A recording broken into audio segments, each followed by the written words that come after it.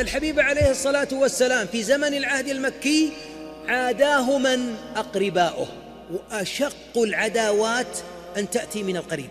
تصور تقول يا أيها الناس إني لكم نذير، وخلفك عمك أو خالك يقول لا تسمعوا له إنه كاذب، إنه ساحر، إنه يفرق بين المرء وزوجه.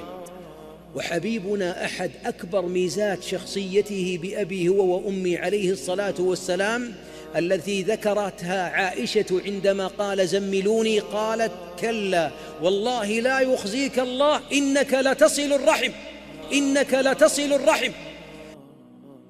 يرى للرحم حق على شركهم، على عدائهم، كان يرى حق، كان يرى حق. صدقون من بعضنا الآن يمكن في خير ويمكن متخرج من الجامعة ومع شهادات عليا، وأي حركة يسويها ابن عمه يحمله على سوء الظن، بل ويقطعه، بل ويهجر، بل ويستبيح الهجر.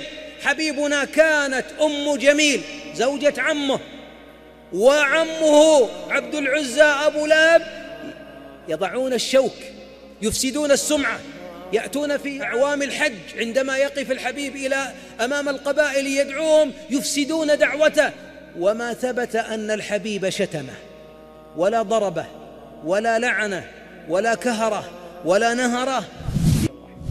وكان عمه أبو طالب يساومه على التوحيد ويقول لو جعلوا الشمس في يميني والقمر في يساري على أن أترك هذا الدين ما تركته، وما زاد عن ذلك. فما قال يا عم وينك فيه أو أنت أو أنت.